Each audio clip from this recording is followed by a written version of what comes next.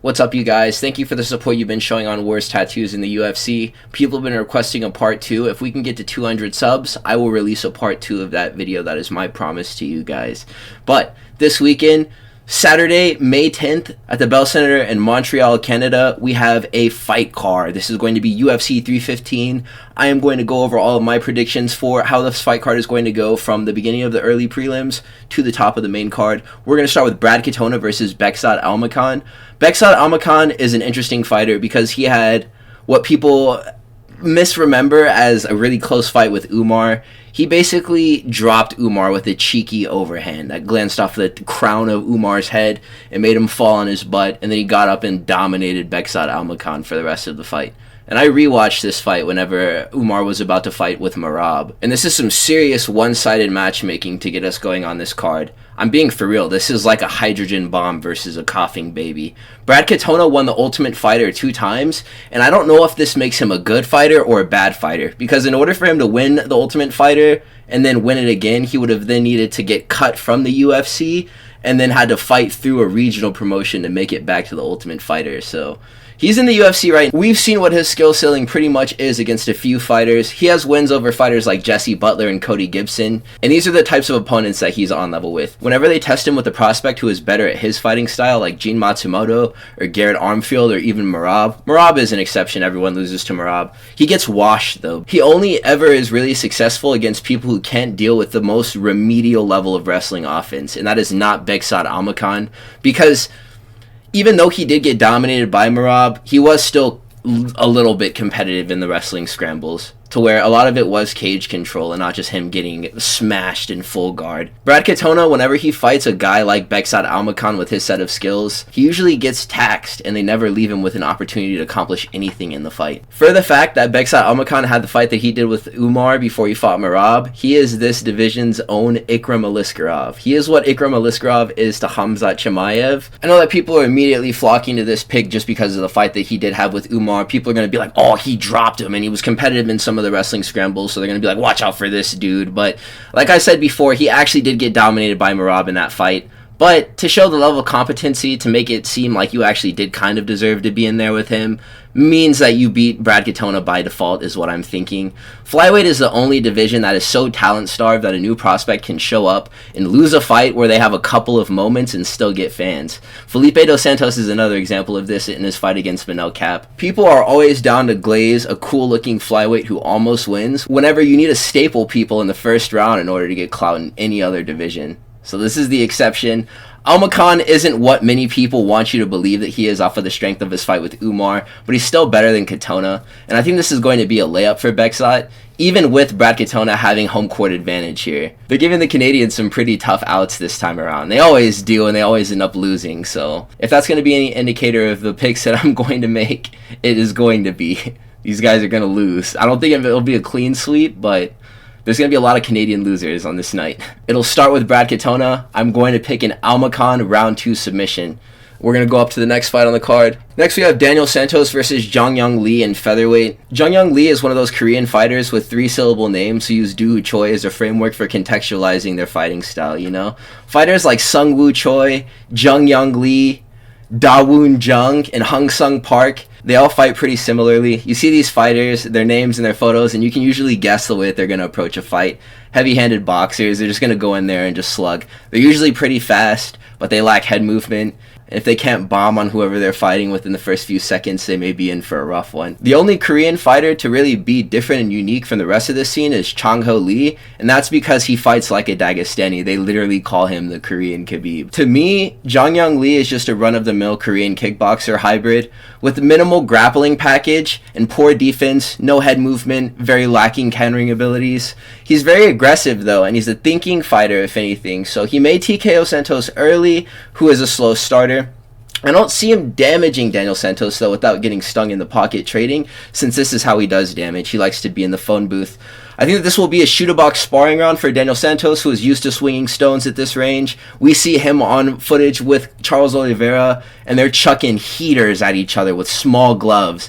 And they're just covering up, and they're just winging big bombs at each other, man. I love watching those training videos of the shoot-box gym, because they really are fighting like they're trying to murder each other, and it's real, bro. So I think that this fight has the potential to end in less than 10 strikes. Daniel Santos has higher IQ for the dirtiest type of kickboxing fights. I'm going to predict that this victory is going to come for him by a first round KO. Maybe in the clinch he'll drop off some nasty collar tie uppercuts, but I think that a very more likely outcome is that they trade. It's just like the Michael Chandler Charles Oliveira sequence, like a straight right, and then he dips under a hook and comes back up with his own and just smacks JeongYeong, and he does a windmill 360 and run towards the cage, and that's how the finishing sequence starts. I want to see it, man. Shootbox, they have Marco Tulio, they've had Charles Oliveira. They don't really have many breakout fighters. They're good fighters that we like to see on these prelims, but they don't win all of the time. We need more Lakianas coming out of that gym. We need a Fighting Nerds run out of Shoot-a-Box, man, because I really like that gym. That's always been a cool gym out in Brazil, and I've always liked the fighters who've come out of there. And doing research into the past, Anderson Silva, Shogun Rua, Lyoto Machida traded out of there. Like, all of these Brazilian legends trained at Shoot-a-Box, man. So they need to get back to holding their mantle that they had in the early 2000s and 2010s. So yes, we're going to pick the blonde Brazilian Daniel Santos by first round KO. The next fight that we're going to discuss is going to be the end of the early prelims, which will be Marc-Andre Barriault versus Bruno Silva. And this will be a fight between two human cattle who exist on the middleweight roster for actual prospects to farm XP off of. My guess is that whoever loses this fight gets cut, especially if it's boring. Barriault is getting starched by Dustin Stoltzfus, Julian Marquez, and Joe Pyfer, and all of these are really sleepy KOs that he's experienced. Bruno Silva has been taking embarrassing losses lately, but he hasn't been getting properly finished with strikes or subs since Brendan Allen was able to knock him out in 2023. He was dropped and choked in that fight. He got knocked out and subbed both in the same fight. I hate when that happens to fighters that I like, man. That sucks. I couldn't imagine how embarrassing that must be for you to be able to infinitely watch a clip of you getting knocked out and choked to sleep in the same clip. It sucks so bad, man. But since it's been more time since he's been chinned, Bruno Silva is going to possess more of a willingness to trade in the pocket than Marc-Andre Barriault. Barriault is less experienced in the phone booth and always gets caught in exchanges whenever he has to fight in close. So as far as game planning goes, if Marc-Andre Barriault doesn't hurt or drop his opponent early to set up grappling, he will likely not shoot for a takedown. And even if he does, I think that Bruno Silva will be able to do a good job in defending, because if it weren't for those eye pokes, he was actually doing a pretty good job of staying off of the ground against Chris Weidman. He wasn't getting taken down by Weidman, who we could probably consider to be a better wrestler than Marc-Andre Barriault. Bruno Silva does have a layer of takedown defense. I think that Bruno Silva not facing a guy with a crazy grappling threat like a Chris Weidman, and also a guy who does his worst work where Bruno Silva performs best, which is in tight with the boxing, I think that means that Bruno Silva wins this fight. This dude Bruno Silva was Pereira's first real test in the UFC. People forget, man. I never forgot how good Bruno Silva was at one point. So I'm going to predict him to win by first round KO. That will take us on to the next fight, the first fight of the actual prelims. That will be Navajo Sterling versus Ivan Erslan. If Navajo Sterling doesn't win this fight, city kickboxing prospects at higher weight classes may actually be terrible. We've gotten Blood Diamond as a failed prospect. Tyson Pedro, I think, was another guy who came out of that gym. Carlos Ulberg is still around, but he may be moving on his way out, because why would they be pushing Navajo Sterling towards the belt in the same division as one of their other fighters, you know? I'm not sure if they're really even caring about that, but he's actually really close to a title. I think I just made a video talking about how Carlos Ulberg is like one fight away from fighting for the belt, and they're pushing Navajo Sterling through this division as well. I don't know what their plans are for that. Maybe it'll just be like some Anakin Skywalker versus Obi-Wan Kenobi stuff happening at the end of it all, but I'm always down for some Kiwi on Kiwi violence. They just don't really do that a lot. Ivan Erslan, though, made his UFC debut against Iwan Cutelaba, who simply just outmanned him, and showed us all that Ivan Erslan doesn't really have a crazy amount of power to stop a fight, and he also doesn't have the wind to carry him on later into a fight to actually be dangerous in that second or third round. The second round, the drop-off between the first and the second was crazy. And Iwan Cutelaba always puts the pace on his opponent, but it looks like he didn't show up ready to go 3 rounds. Navajo Sterling then could win this fight with conditioning. He just need to fight at the same pace as Iwan, which could be hard to do without gassing yourself out. Because I think in his first fight against two Kotokos, he did actually lose a little bit of gas, Navajo Sterling. Just from the visual test, Navajo Sterling looks like he would be able to perform at least a style bender level. I mean, he's jacked, so... I mean, 6'4" rangy kickboxer coming out of CKB. I mean, you would think that he'd fight a little bit like Stylebender at least, or have some of the same finishing capabilities. So if he doesn't feel like outworking him by just putting a pace on him, he can just be cleaner in the striking and knock out Erslan, who will likely be in there just trying to do the same thing to Navajo. Navajo can be heavier than Erslan. Navajo can be heavier than Erslan in the clinch and more technical than even Erslan is, because if Iwan Cutelaba was able to do it, I think that a fighter who fights at an even higher level of technicality would be able to do the same thing that he was able to accomplish. Erslan is a meathead whose kickboxing isn't special and he can't grapple. Navajo's fight with Tokos was pretty boring. I think it was because, like I had said, he gassed out. He needs a big KO here in order to make fans and for people to take him seriously as a prospect. I'm going to go round 1 KO for Navajo Sterling, and this fight is going to let us know some things. So I'm going to be paying close attention to this one because 205 does need more prospects rising up through the rankings. Next is Modestas Bukauskas versus Iwan Cutelaba. Iwan Cutelaba has been allowed to have some fun just beating up random prospects throughout the rankings after he was actually on a title circuit where he fought Ankalaev, Johnny Walker, and Span, and that saw him getting finished quite a lot. So what they did is they reduced the difficulty of his scheduling, and he's just been fighting down. And he still has lost a fight on this run that he's been on lately.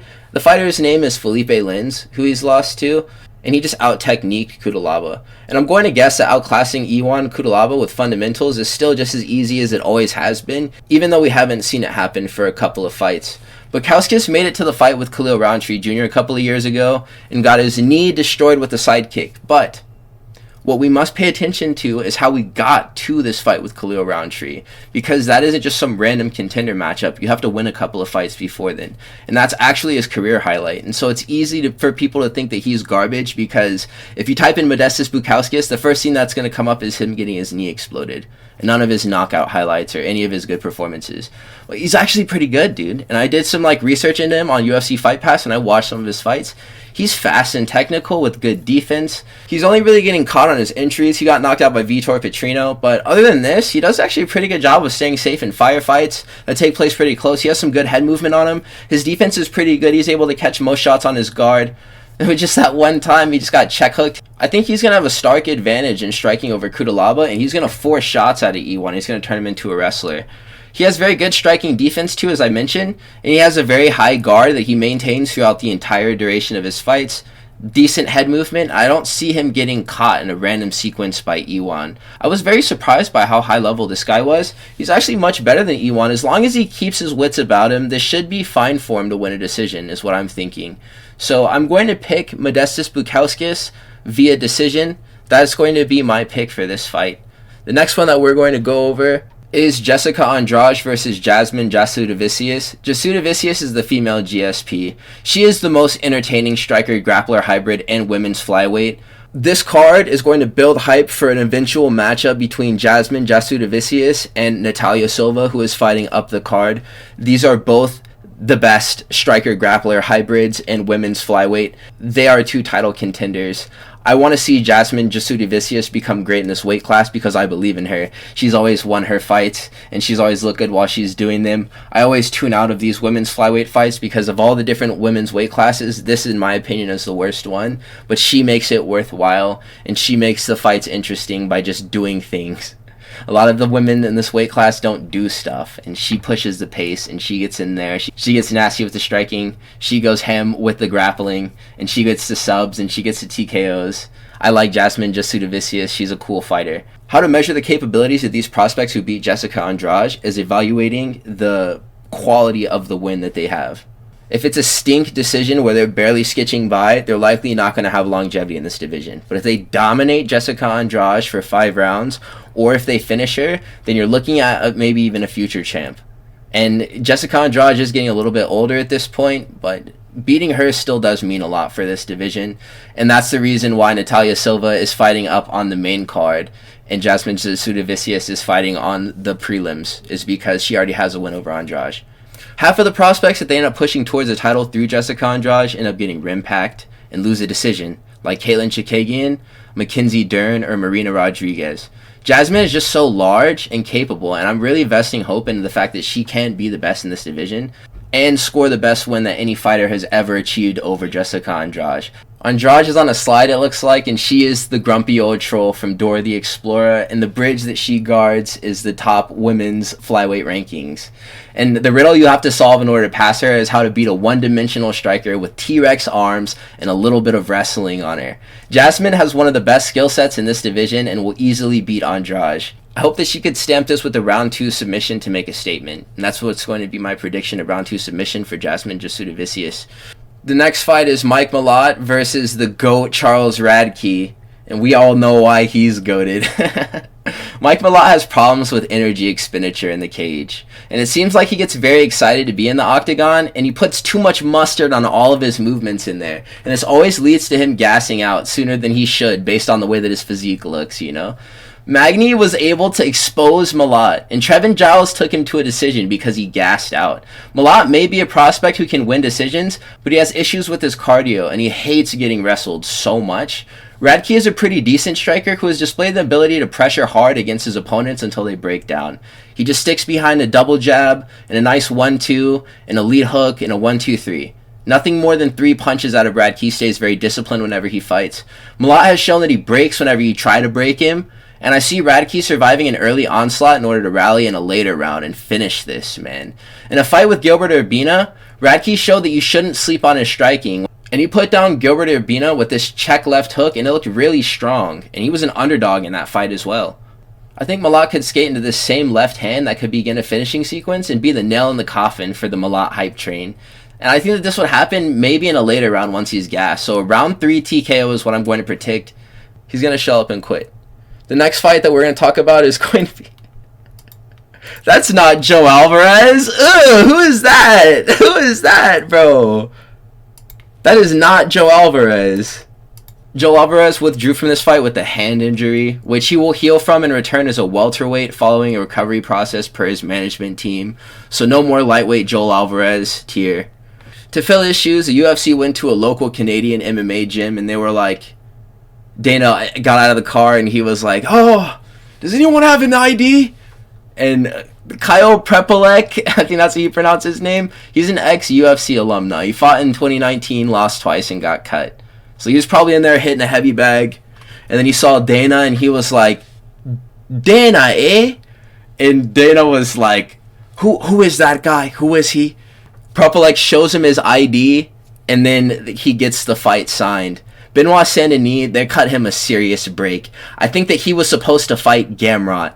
This is funny because Joel Alvarez probably would have tortured BSD. After what he's been getting put through by Dustin Poirier and Renato Moicano, Joel Alvarez is a dangerous striker, probably on the same level of danger as Dustin Poirier, just for a different set of reasons. Other than just the strong boxing, Joel Alvarez can do different things.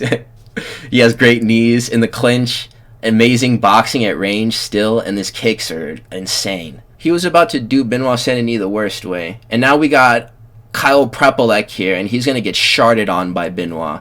On paper, he should do the same thing to this guy that Renato Moicano did to him, Benoit Saint-Denis.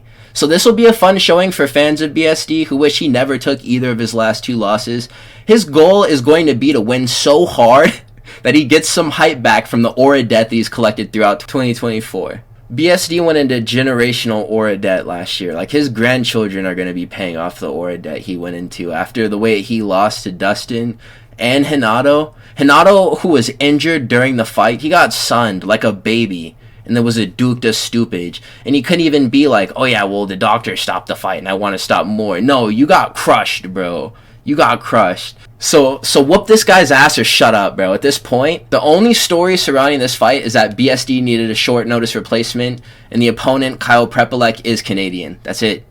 BSD was getting clowned on by Gamrot for not agreeing to fight with him on this date, whenever Joel first pulled out. But the UFC likely told him that he get a free one for the losses that he's taken. As a prospect, they want to market to France. And because of the other fight falling through, why should he then have to take a more challenging fight? I guess like, who cares if you're a BMF dude, like you're really if you're a BMF, bro, you can fight anybody, right? Like if you're a BMF, bro. VSD has the potential to take the most embarrassing loss in UFC history this Saturday. If he somehow finds a way to get finished by Kyle Propolec, this will go down in history as the most embarrassing career end ever in the UFC, because he's 800% getting cut if he loses to this idiot. So I'm not going to wager on it, but I will laugh if it goes down. Benoit needs to knock this guy out in the first round. He looked like a murderer against Matt Frivola, and now it just seems like he's allergic to hurting people. We gotta see if this dude still has it at this point. Benoit might already be washed up, and he hasn't even entered his athletic prime yet. The next fight is going to be Alexa Grasso versus Natalia Silva. This is going to be another women's flyweight fight. Natalia Silva probably has the best win over Jessica Andrade that wasn't a finish. By all of the women who beat Jessica Andrade by decision, Natalia Silva did it the best. Natalia Silva even has a win over Jasudavicius, and I just spent the first couple of minutes of this video talking about how great she is. Grasso isn't doing much except for jiu-jitsu at a high level. In the striking, she isn't particularly great, and I think that she'll be super urgently trying to secure takedowns over Natalia Silva, and in a perfect world, she'll just get stuffed and beaten up over and over and over again. Corinne Silva was putting it on Andrade and making her into a wrestler where she would stuff shots against the cage and just start beating her ass with like elbows against the side of the head, and defended the shots perfectly, got right back to range, and started working the kickboxing again. Natalia Silva is super efficient with the way that she strikes. This fight happening for a #1 contender spot is good, and people who have only been following Grasso and Schevchenko's trilogy will be pleasantly surprised to see that Jasmine Jasudavicius and Natalia Silva are actually the future of this division. So I'm going to pick Natalia Silva to win this fight by decision. She'll stay off the ground and just outclass Grasso. If Grasso isn't as tough as she looked in those Schevchenko fights, she's going to get finished, because there's not a shadow of a doubt in my mind that Natalia Silva isn't going to punish her more. So this could be the classic striker-grappler matchup where Natalia Silva goes out and immediately gets neutralized by the superior jiu-jitsu of Alexa Grasso, but it's not what I want to see happen, dude. So I'm not going to wager it. The next fight that we're going to talk about is going to be Jose Aldo versus Aiemann Zahabi. Whew. This is gonna be a banger, and I'm not even being unserious right now. It's actually going to be a banger. It's just people aren't gonna like the way that it ends. Jose Aldo, the ship has sailed for him, but he should have retired. He should have been retired at this point. He is not competing with Hall of Fame level fighters in bantamweight, so wins don't really do much for him as far as his legacy goes, and losing destroys his legacy at this point. So we all want to see Jose Aldo slide for himself and avenge his last loss to Mario Batista before he does get out of here. But Zahabi is serious. Zahabi is a serious talent in this weight class, my brother. And as far as the trajectory and timelines of their careers go, this fight being won by Zahabi actually makes perfect sense. I also think that the work that Aiemann does with his brother Fiorot, GSP, George St. Pierre, works with this guy in the gym, and the rest of the TriStar gym, which already has a bunch of good athletes who train there too. I think this is what's going to make it so he's going to give a good performance. He plans to beat Jose Aldo on the feet, and I'm confident that he can get this done. Zahabi has some really good entries and counters, which he sets up off the back foot. Jose Aldo may be more forward pressuring in this fight. After his last match, which we saw him not being able to muscle himself off the cage, he may just be like, oh yeah, I just need to be more aggressive. That's how I just stop that from happening. I'm thinking Zahabi capitalizes on Jose Aldo's aggression and McGregor's him in his own way. I don't think that he'd sprint across the octagon in the same way he tried to beat up Conor in their fight. But at the same time, he really needs to watch his entries against Aiemann Zahabi, because he has nuclear power and he can knock Jose Aldo out. I want to pick this to happen since it's so unlikely, and I believe that Zahabi has so much potential. But for safety, I will say that a unanimous decision victory is what I will go with for Aiemann Zahabi. I can see Aldo kind of Tony Fergusoning himself, trying to keep up with the young talent of this division. For whatever reason, he's still fighting. All the UFC is going to put in front of him at this point is just young and hungry contenders who want the belt.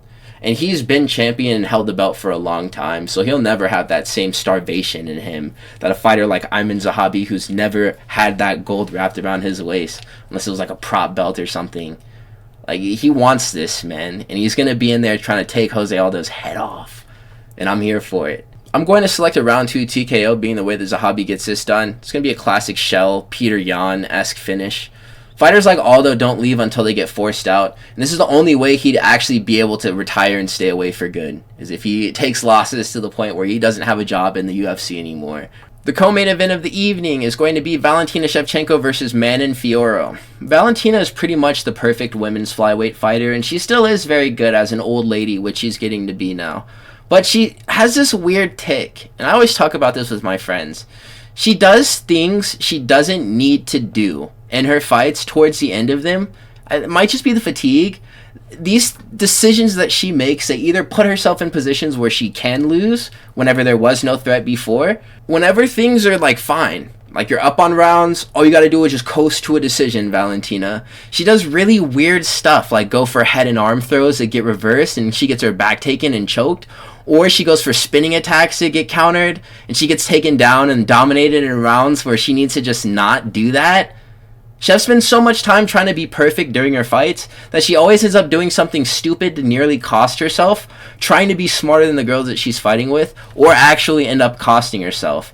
Manon Fiorot is a meat and potatoes style fighter. She has the basics down pat, and she is physically strong for 125. Also, with her fighting style, she mitigates risk by applying her skills in grappling and responsibly using her striking to beat girls over the course of a main event's rounds most of the time. She also has a good gas tank, which must be tested in a fight with Valentina Shevchenko, but it seems to be better than hers. In 5-round main events against Erin Blanchfield, she never really seemed to drop off. And so was her output in this division against, it was the same thing whenever she fought Rose. I think she made both of these girls bleed, too. And she's a huge fighter for this division. And naturally, she is going to look like a large flyweight, standing next to Rose, who is a strawweight who moved up. But I don't mean she's a large flyweight in the same way that a fighter like Caitlin Chikagian is. Manon is just a really dense fighter. If you see her above my head right now, like, she's very brolic. And these muscles, it translates directly to striking power and also power and grappling too. I'm ready to see the belt change hands in this division. I want it to be a fighter who Valentina can't just lock in and get the belt back from if she loses once. Manon needs to win this fight via a 49-46 shutout, or else Valentina is just going to get an immediate rematch and win that and still be champ. She's very good at studying to beat a fighter who just barely beat her. She's good at making adjustments going into another fight. She looked like she completely transformed herself from the second Alexa Grasso fight to the third one, and it looked like her style was completely developed to neutralize Alexa Grasso. I'm not sure if the same level of planning went into this fight with Manon Fiorot, but Valentina Shevchenko is a smart fighter, with her game plans at least. Ring IQ, she always ends up selling the bags. So my bet is literally going to be Valentina Shevchenko throwing this. Main event. Oh, I'm getting nervous just talking about it, bro. Like, I'm getting like spine tingles thinking about watching this fight on Saturday. There's very few fights. Whenever it's a good main event, I get like nervous watching it, dude. Like, it literally feels like I'm gambling. Like, I'm watching it. I don't even put money on these cards, bro. It's just my own investment of my interest into the sport. Whenever people get knocked out or big things happen and I get to watch it live, dude, like, it takes my... I love fighting so much, dude. It takes my breath away. And that's the reason why I put the value of my home on a JDM knockout this weekend. If he gets dominated by Belal this Saturday, my recap is going to be shot from my local McDonald's because I'm going to be sleeping in the dumpsters that night. It's funny to me how Jack Della Maddalena has knockouts over the fighters that he got match made with whenever he first got to the UFC. Pretty much all of them. Beat Kevin Holland, KO'd Randy Brown, and Gilbert Burns. And we all just accepted him as the number one contender. I'm not even complaining about this either, because I think the same thing. And the thing that's funny about it is that he never really had to make much of a case for himself. Even while being injured, and all of these guys are having their fights and being like, I want the title shot. Everyone was just kind of on the same page. Like, yeah, Belal is going to fight JDM whenever he comes back from his injury. And that's because the other fighters just don't have the achievements that JDM has. And he's already a divisional great, dude. If you really look at his like accolades, because all of his wins right now, since he got all of them so early, they're only just going to age better over time. Maybe not Gilbert Burns, since he's on a receding like decline, but look at what Randy Brown just did, dude. And he knocked him out cold, bro. All JDM had to do was just stay active, and this made him undeniable over time. He is the best boxer in the UFC. People always say Peter Yan is the best boxer in the UFC. Some people say JDM is the best boxer in the UFC. It's JDM, dude. It's JDM. It's always been JDM. His clips versus Peter Yan's, from the perspective of pure boxing, is not close. It's not that close to me. He's larger, so he hits harder. He has all of, if not more of, the same technical skill that Petr Yan has in boxing as a facet of striking, all things considered, with like head movement and comboing and also parry defense as well. He does everything so amazingly, Jack Della Maddalena. And he was doing a lot of these things in his last fight with only one arm for a majority of it. And he was still able to look like the best boxer in the UFC, dude. Maybe not as fast as Petr Yan, but he's still plenty fast for being a 170. He's also displayed a chin against Basil Hafez and against Burns in exchanges he didn't shy away from, even with that broken arm that I was talking about. But one thing that we have to all get on the same page about, Belal Muhammad is the welterweight champion for a reason, and he is the best welterweight champion that I've been present for in this sport. I don't want to speak blasphemously and say like objectively all time Belal Muhammad is the best welterweight champion, but that could be possibly what we're dealing with here. His skill set is so refined and better than every single other champions before him. And the things that he is good at, he is so good at. And the things that people want to clown him and say that he's bad at, he's still actually pretty decent at those things too. There's not really a massive hole in this guy's game that you can leave leaking with a perfect counter. He does everything pretty proficiently. And he's amazing at grappling. For all the stuff that people want to talk about his stand-up, it's actually not bad, dude.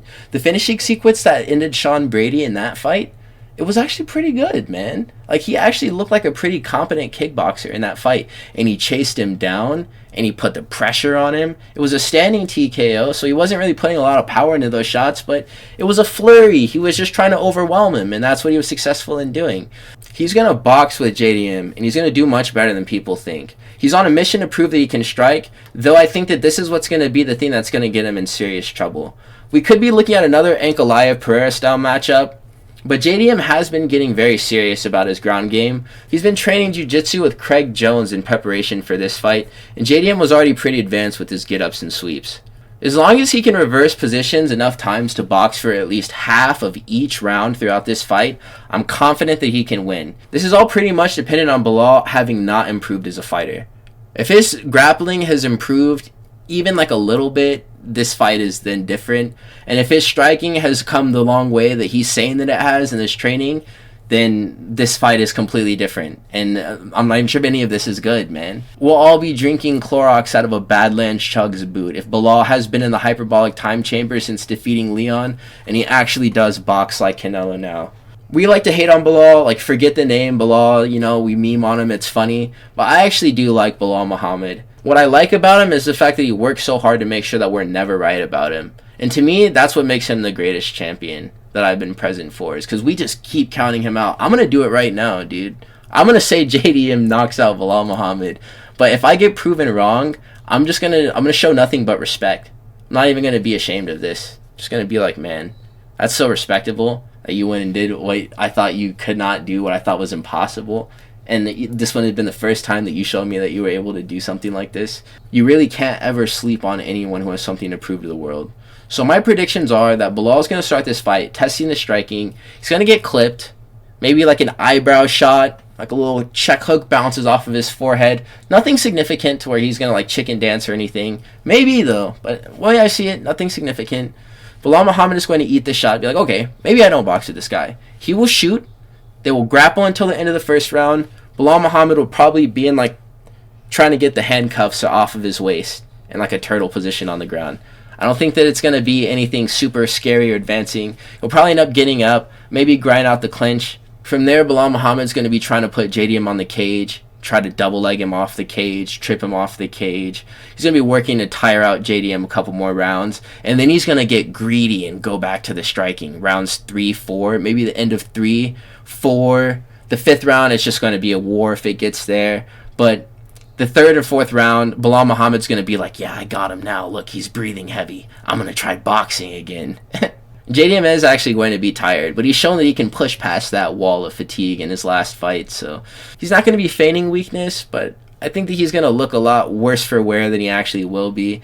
He'll still stick to his fundamentals, and he's going to rock or knock down Belal Muhammad to begin a TKO sequence in the 3rd or 4th round. This is what I think is going to happen. And I think the stoppage will be around this time. And I think that before this stoppage, we're going to get a full fight. And it's going to be a lot of footage in between the first bell and the stoppage coming in the 3rd or 4th round. And a lot of things will happen in between these times too. And we'll learn a lot about both fighters. Do not sleep on a Belal Muhammad TKO here. Just because it's unexpected and Belal constantly does things he's not supposed to do. So on paper, this should be the best main event of the year. If we don't get a war, I'm going to be sad. JDM will win this fight via TKO though, but the victory will not be clean. Those are going to be my predictions for UFC 315. Thank you guys so much. As I'm talking about the 200 subscriber goal for the tattoos part 2, we're actually about to hit 200 subscribers by like the time I upload this video, or maybe even come back from the gym tonight. Thank you guys, man. I appreciate it a lot. I mean, this is like a whole opinion thing, so for all the people who dislike and like don't agree with me, it's just part of it, you know, but there's a lot more likes and dislikes on the hot takes that I give on my channel, so that means that there are people who do agree with the things that I think about. So I appreciate all of you guys. Everyone who's watched the videos, thank you so much. Please like, comment, and subscribe if you are new though. You made it to this point in the video. I have so much content, and I'm just going to keep on pumping it out. So I'm going to catch you guys in the next one. You have a wonderful day.